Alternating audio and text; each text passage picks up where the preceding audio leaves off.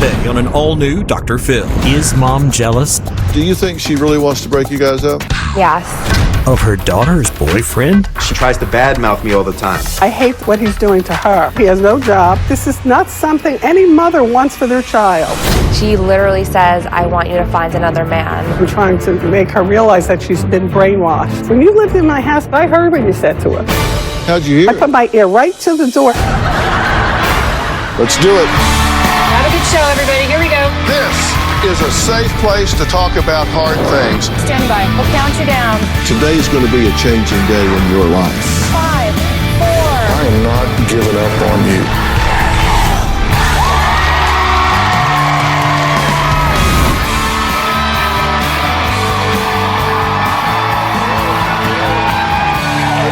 Thank you very much.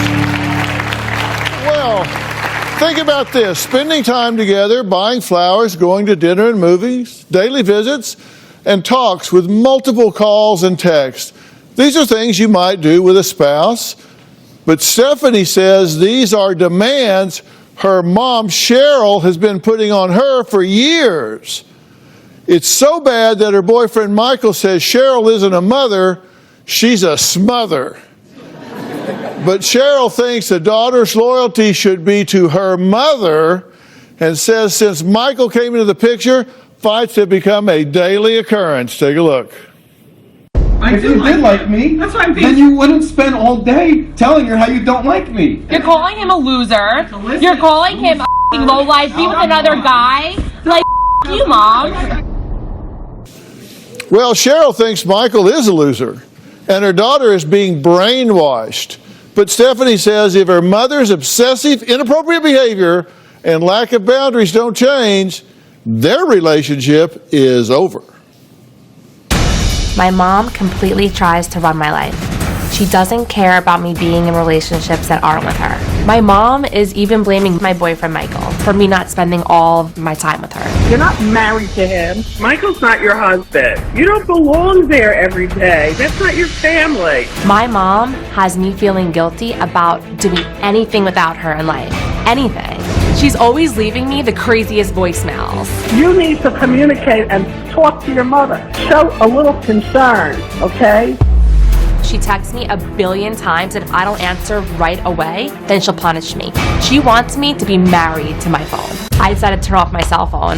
Now that I put my foot down, my mom's punishing me. From this point on, Stephanie, I'm done paying for your car payment. You be responsible for yourself if you don't care about your mother. She changed the locks because she didn't want me to come in after her 11 p.m. curfew. I'm 26 years old. Not 16, 26. So I've been sleeping in my car for the last few days. Living in my car absolutely sucks. All of my life in my back seat, it's been just really, really scary. It's like humiliating. My mom makes me curse. She makes me yell. She makes me say really, really, really horrible things. I don't care if you accept him or not. Back the out of my life. You're not even a mom to me anymore. You're a devil. When I look at her, I don't see her as my mother anymore. I see her as a stranger walking down the street. The last time I saw her, I told her I wish she was dead. I've been driven to that point where I feel all these angry, hateful thoughts for my mother. Well, Cheryl has a very different take and says the root of their dysfunction is clear. It's this old boy, Michael. My daughter Stefanie is very disrespectful towards me, and she's completely shutting me out of her life ever since she's been dating Michael. Michael appears to be very nice and warm, but in reality, he's brainwashing Stefanie. As soon as she comes in the house, she will not even speak to me. Then I don't see her the next morning because she leaves at like 7:30 and goes to Michael's house. You should be coming home at 1 in the morning so I don't get to talk to you and sneak your ass out before I wake up. That is so disrespectful. Michael is isolating her and she's spending less and less time with her family. All she wants to do is make Michael happy, but she's making the wrong person happy. When I point this out to her, she curses at me. You're delusional and you have to get your head checked. Stephanie calls me all types of names. Psycho, delusional. If I say something that she doesn't want to hear, she's gone. So you can get over it or back the off. Stefanie bullies me. She said that she's not talking to me until I go to a psychologist. she thinks something's wrong with me. I had a great relationship with Stefanie until she started going out with Michael. I love my daughter and I don't want her to end up in the black hole that I feel that she's headed towards.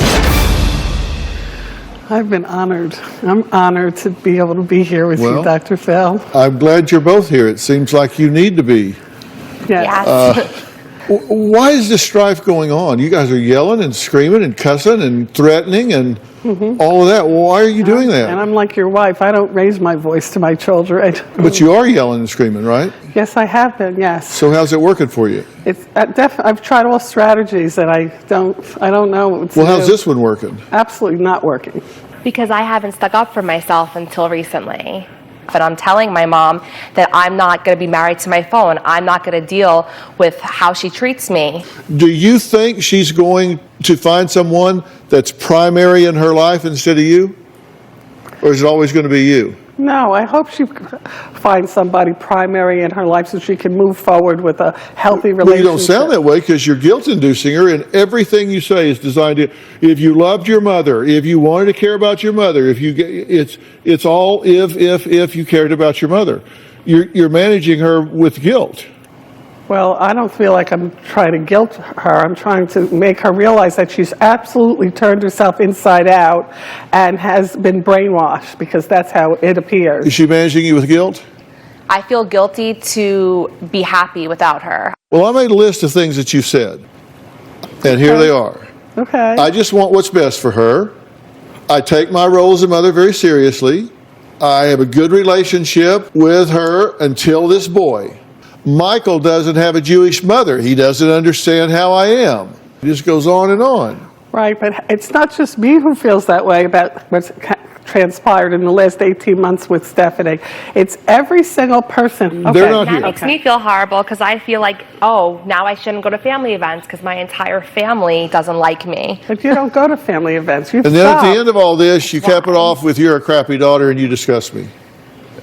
Oh, I didn't say that. I love my Oh, you daughter. did. Yes, you did. I have it written down. Do you depend on her too much? No. No, I Are don't. you jealous of Michael?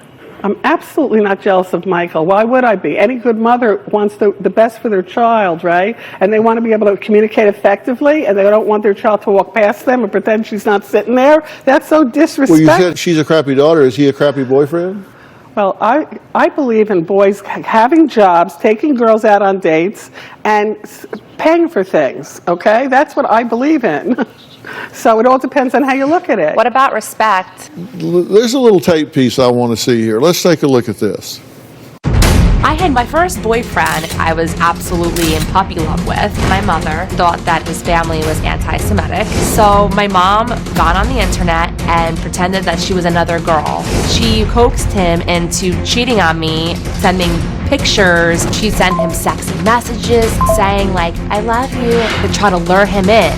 My boyfriend ended up falling for the entire thing. All the time, he had no idea it was my mother. She saw me crying for days, even after I caught her and told her about it. Then she was like, but I did you a favor.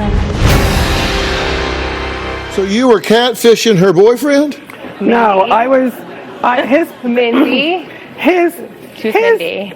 The boy she was seeing, his mother and father were telling me that they didn't want her seeing him anymore. So you pretended to be Mindy. So, okay, but let me just tell you. So he fell in love with you. No. Oh, she still talks, like she's like, oh, say hi to your ex for me. That's not true. Look, no one, that she didn't tell you, right? And she didn't also tell you that, besides for that, there's many, many things. She was in high school. She jumped out of cars. She went on trains. I never jumped out of a car. We just talked about in dialectical Okay, well, y'all decide what ammunition you want to use. We'll take a break. We're going to meet the man who Cheryl says is brainwashing her daughter, and then they can shoot at each other, I guess. I don't know what we're going to do. We'll be right back. I'm not going to fight.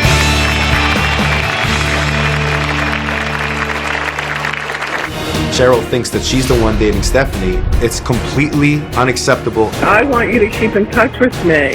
Cheryl is not a mother, she's a smother. Cheryl is like a parasite and sucks the life out of Stefanie. And later, she thinks that I'm brainwashing her and that I'm trying to take her away. When you lived in my house for 5 months, I heard what you said to her. How'd you hear? I put my ear right to the door. She was downstairs.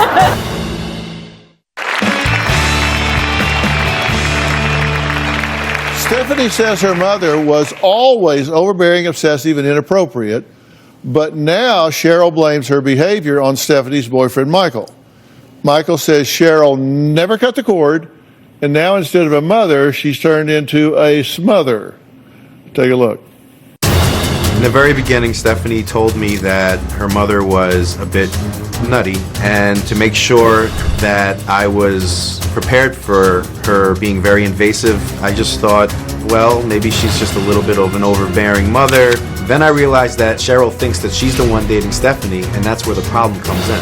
It's completely unacceptable and unhealthy. Cheryl feels that she has to constantly be in control and involved with every aspect of Stefanie's life. Cheryl gets offended if she does anything without her. That includes any conversations with my family. Michael's not your husband. You don't belong there every day. That's not your family. Cheryl is not a mother, she's a smother. Cheryl leaves voicemail after voicemail. Stephanie, I feel like I'm always trying to reach out to you. I want to have a relationship with my daughter. It's like as if Cheryl doesn't have a life of her own, so she is like a parasite and sucks the life out of Stefanie. I want you to keep in touch with me and be aware of the fact that you have a handicapped mother. Cheryl has no regard for Stefanie's private time, and she hates the word boundary. If Stefanie is doing anything without Cheryl's knowledge, she finds it disgusting. It's so disgusting what you do. Cheryl feels threatened by me, and she tries to badmouth me all the time. You, Stephanie, should not be the one paying for both of you. She won't let Stefanie just be in the moment, be in love. I just want Stefanie to be happy. Okay, Michael, thank you for joining us. Thank you. He's a very nice boy. When I met him, very nice boy, very outgoing, great interpersonal skills. And then I saw all the alcohol that he's drinking while he's with her. Then they crashed my car. Do you think he's a drunk? I think he's an alcoholic, yes. Yeah. And do you think that's dangerous? I think it's extremely dangerous, and I'm worried about her all the time. As a result, that's part of it. Do you have a drinking problem? No, sir. Good to hear. Do you think he has a drinking problem? No, not anymore. I think he was abusing alcohol in the beginning of our relationship. How long have y'all been seeing each other? A little over a year and a half. Is this a serious relationship? Yes. Very. Do you plan to get married someday? Absolutely.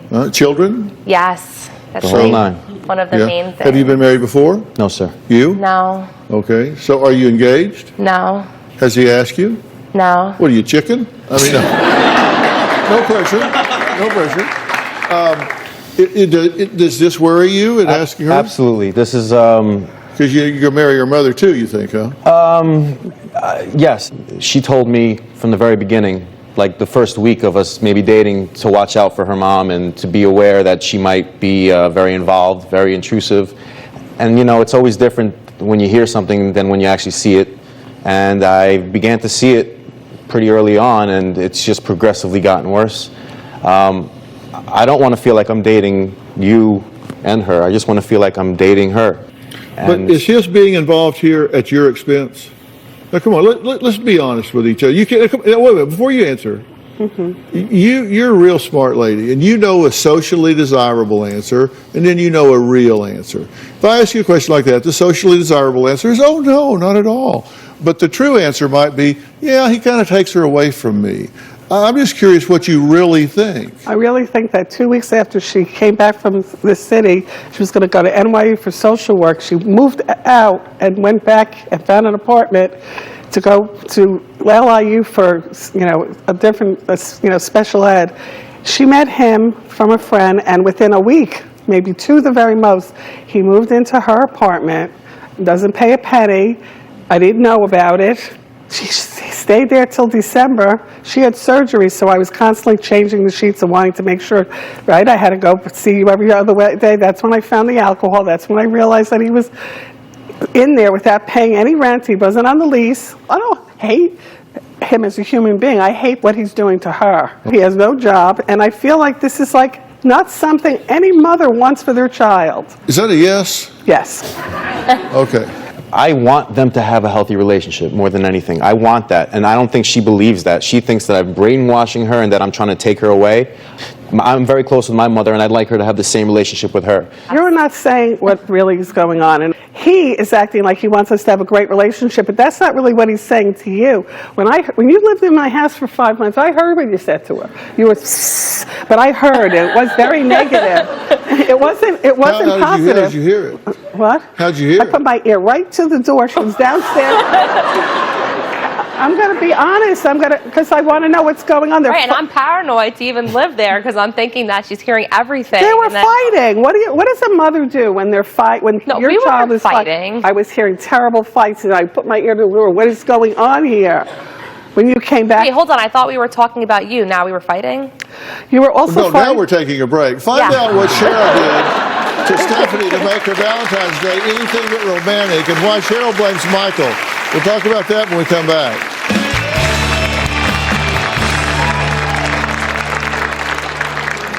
Michael was driving my car when we got into an accident. She lied to the police and told them that she was the one driving.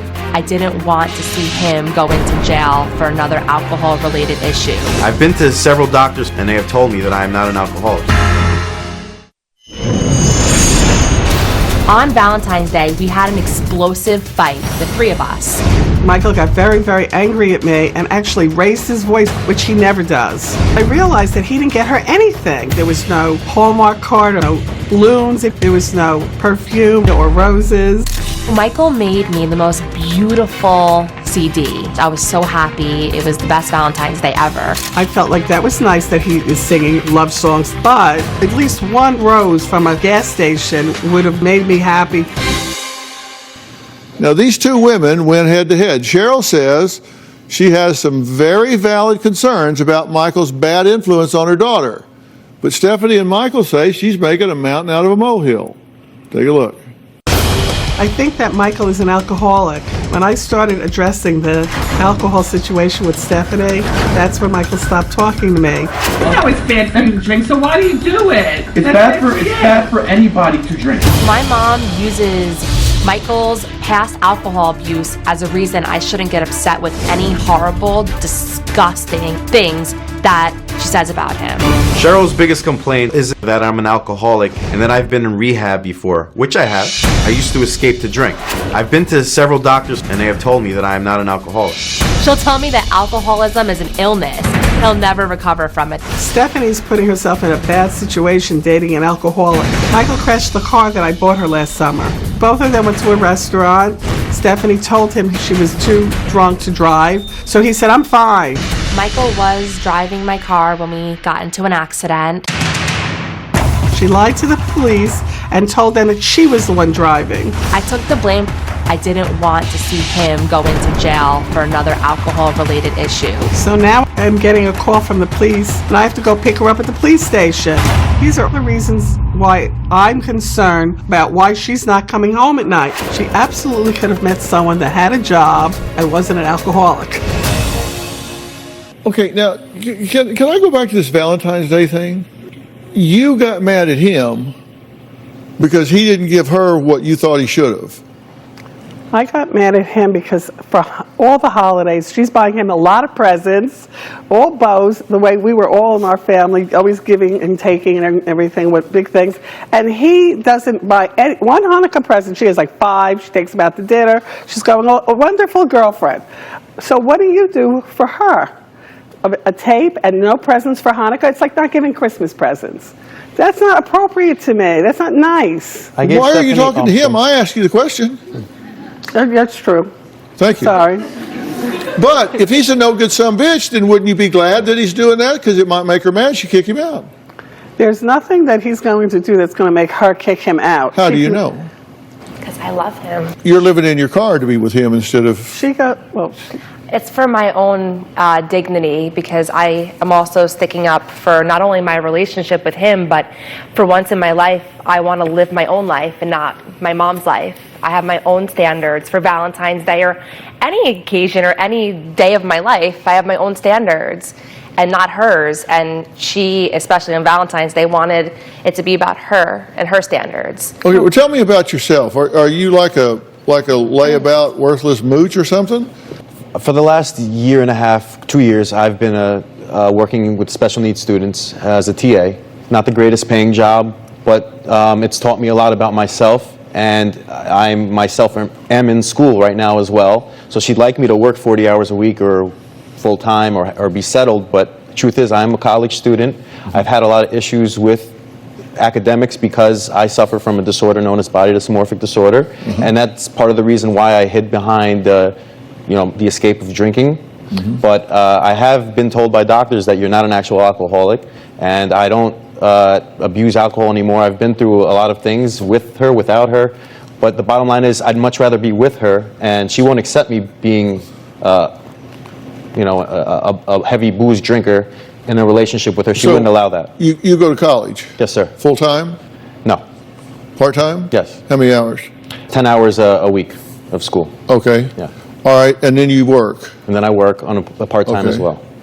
And the rest of the time you're brainwashing her? Can't you tell? What do you do for fun? Fun? It's that thing you do that makes you laugh. I read. I watch Dr. Phil. Closed captioning provided by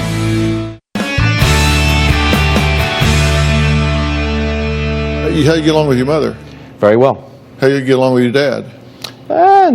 Not great, but not great over the years, but much better now. Okay. Yes. And so you suffer from body dysmorphia? Yes, sir. And what do you focus on in your body dysmorphia? Does it float around, or do you pick something? It floats around. It floats around. What's started with acne, but then I went away, and just all sorts of things. It floats around, but it's not something. I went through CBT, cognitive behavioral therapy. I'm on medication. And when you two have disagreements, how do you express that? Do you yell and scream? No. What was she hearing when she had her ear to your door? Well, if that happened in the beginning of our relationship, maybe we would have an argument, but there was very seldom because we have very Do you yell and scream? Because I hear you telling your mother to go perform sex acts on herself.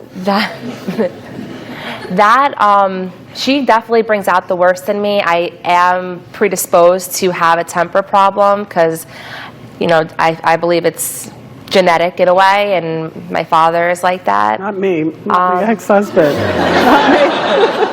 My ex-husband. Do you have a husband now? Yes. And how do you get along with him? Right. Does he do what you tell him? He gets me and I get him, so that's why we do what each other tells us, not just what I tell him. But I just want to say she is so verbally abusive to him. What do you do for fun? He was fun. It's that thing you do that makes you laugh. How can I? No, what do you do for fun? Can I make a comment about this? What you're asking? You can answer my question. What do you do for fun? I read.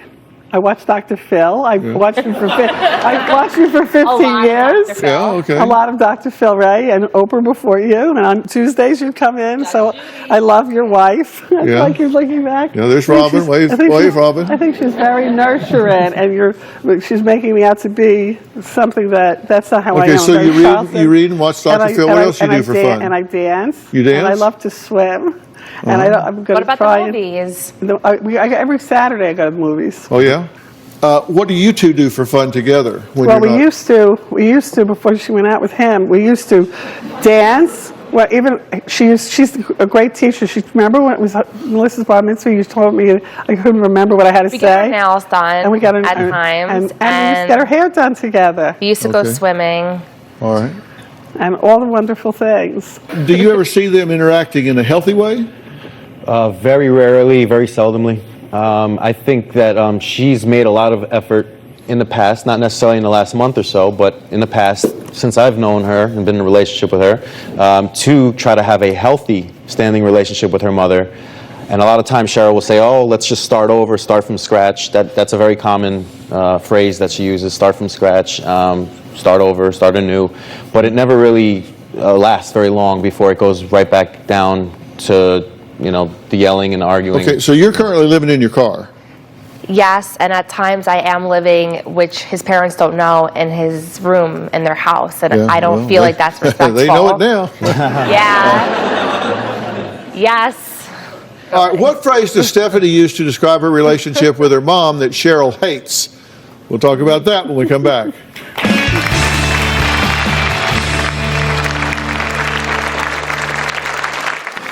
When we do get married, Cheryl's going to turn into a monster-in-law.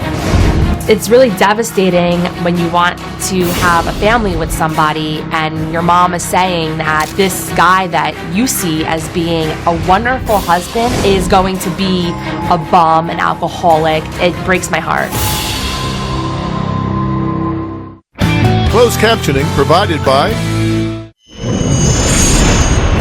I'm somebody that researches everything. I typed in mom, overbearing, daughter in relationship. So I ended up finding something called emotional incest. I thought it was really disgusting. Emotional incest doesn't apply to me. It's when your parent tries to make you their husband or wife. And it's not in a sexual way, it's emotional way. You should feel guilty if you sway and are devoted to anyone else. Cheryl wrote it off completely as being ludicrous and said that the author himself must have had some issues with his mother. The person that wrote the book is absolutely wrong. Well, that was Stefanie saying that her mother Cheryl's lack of boundaries is emotional incest. Cheryl says Stefanie could not be more wrong, and they had a great relationship until she met Michael, who she says is preying on her daughter. Take a look. Michael and I have talked about marriage. I think that Michael is using Stefanie, and he's also telling himself how much in love he is with her, but he can't move forward into the future with her. I believe that when we do get married, Cheryl's going to turn into a monster-in-law. We have to make sure that everything's aligned before we have a family. We have to make sure for our future children. She's living in a fantasy world with him. Things would be even worse than they are now because Cheryl would really have to fight for her place. Having kids would be a total disaster if things continue the way they are now. It's really devastating when you want to have a family with somebody and your mom is saying that this guy that you see as being a wonderful husband and a phenomenal father one day is going to be a bum, an alcoholic. It breaks my heart. Okay, well, first off, this emotional incest, I don't know. I'm not much on labels. You're certainly getting in each other's way. If you could script me from this point forward in the show, what would you have me tell them? When you're living in somebody else's house and you're sleeping there, you have to follow the boundaries in which they say to you. Okay, that's communicating while they're sitting on a couch if you're coming in and going down, right, as opposed to acting like no one's sitting on the couch. Okay, that's the first thing you'd have me tell them. Communication is very, very important to Okay. me. Number two, just one text. I'll be home at 2, I'll be home at 3, just so I know and I don't wonder. But now she's not coming home at all, so. Okay, so you want her to communicate with you when she's there and then check in when she's not. One lunch date a month would have made me very happy. She's not doing any of it since she's known him. All right, so that's 3. You'd want to go to lunch once a month. And let me know where you're sleeping. No, okay, now we got 4. You want to know where she's sleeping. I want to know where she's And everything sleeping. in between. And you say 3/4 of the time you're in his house. Now you're saying you're in the car? Could you, when you come home, take a few minutes and sit down and chat with her? Talking to her consists of her asking me a question, and then whatever answer I give is horrible. Now, if you gave her those 4 things, we wrote those things down, and everybody signed those things, and you did those 4, and then she complained, she's going to look pretty silly in front of me. I did that already. No, I'm not asking about history. I'm asking about now. The past is over. The future hasn't happened yet. The only time is right now. Don't be a yeah, but person. I hate the yeah, but people. Say, do this. Yeah, but. Do this. Well, yeah, but. Yeah, but. Yeah, but. Hell, you got to be willing to try something. Okay. There maybe has to be boundaries. We don't talk about this relationship. We talk about other things. Relationships off limits for the first month. You talk about anything but the relationship. I've watched her 15 years. I try this stuff a lot, but she always says... There's that but again. All right, Cheryl thinks her daughter constantly picks the wrong men, and she has a theory as to why. We're going to talk about that when we come back.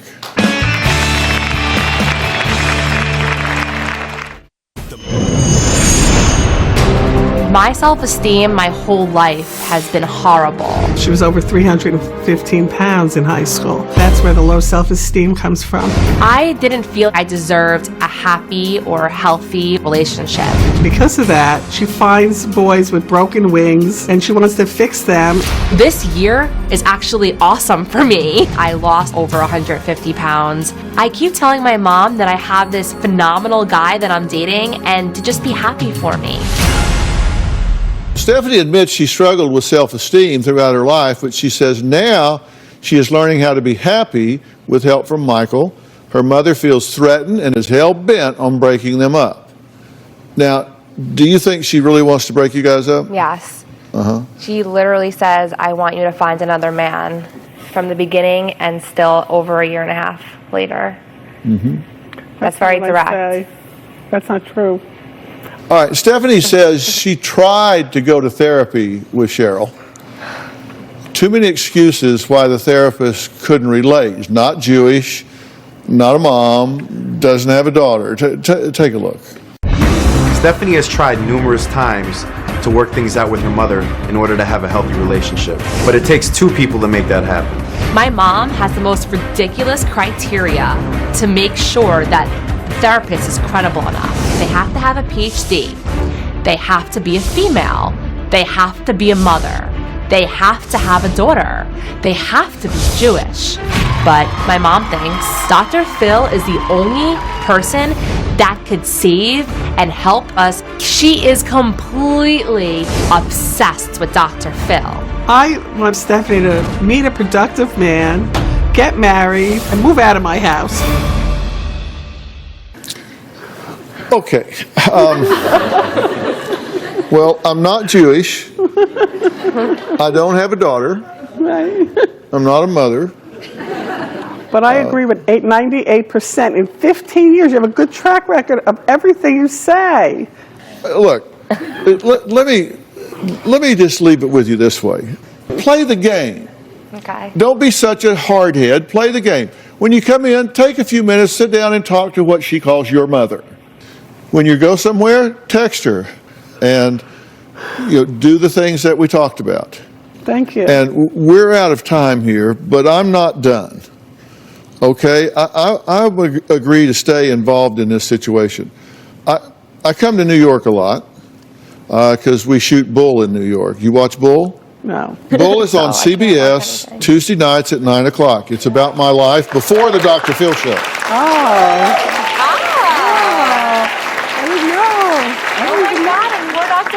Do y'all watch Bull? Okay, there you go.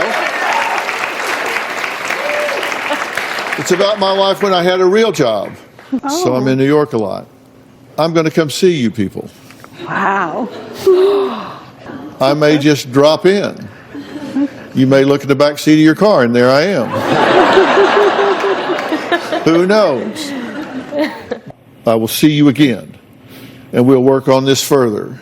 Cheryl says she likes Robin just as much as she does me. Well, Robin is coming up next when we meet a mom with a bizarre ritual that may be doing more harm than she realizes. We'll meet her next.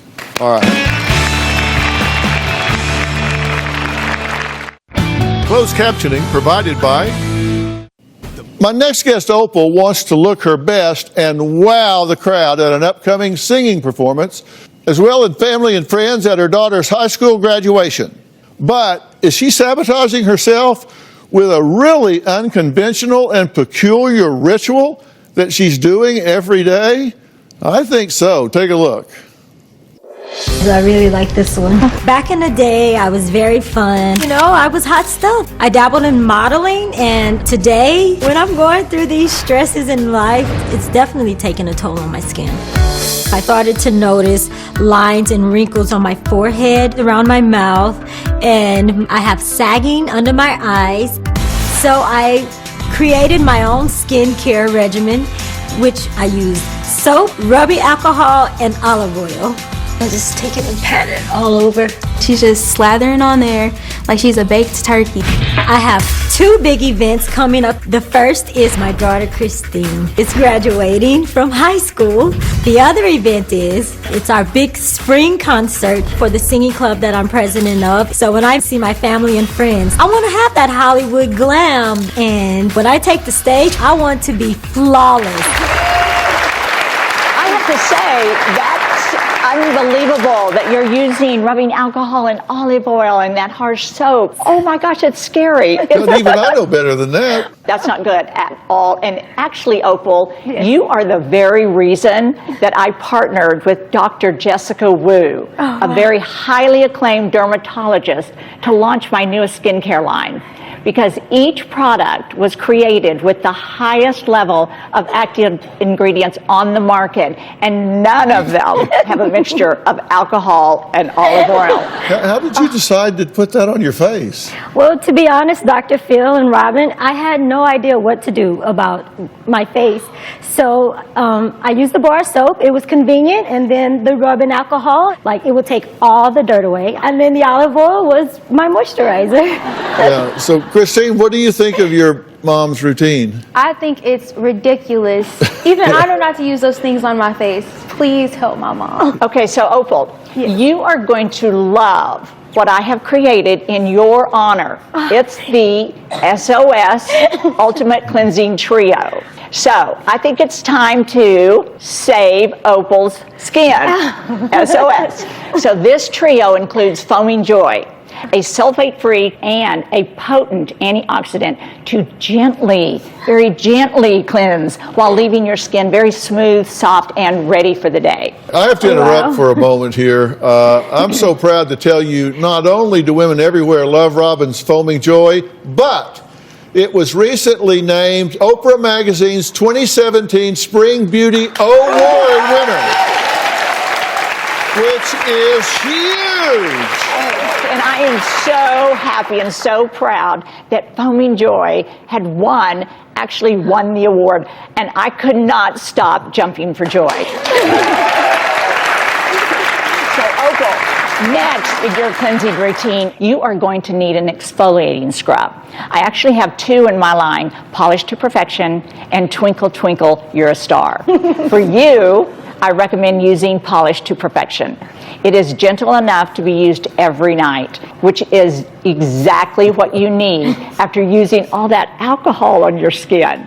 Yes. And finally, because your skin could use a lot of tender loving care, you need to finish with a revitalizing serum.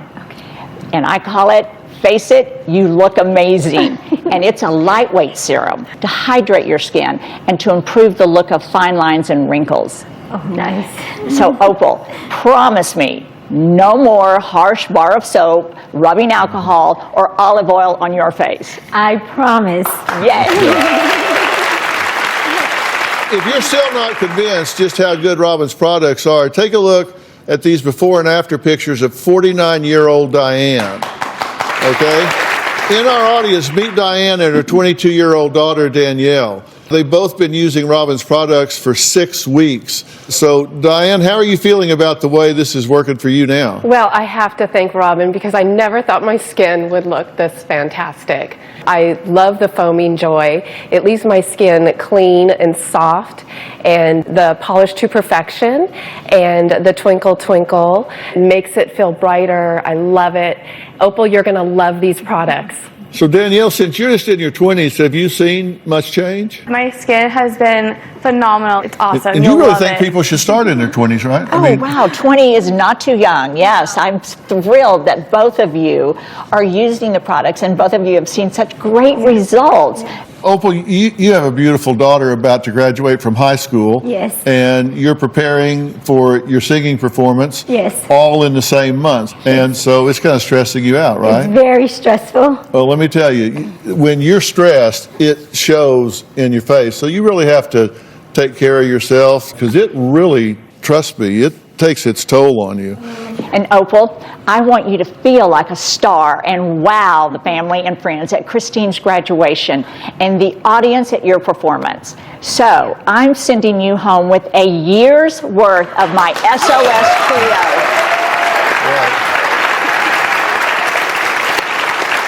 And audience, you all can have healthy, glowing skin because Robin is giving everyone here her ultimate cleansing trio. All right?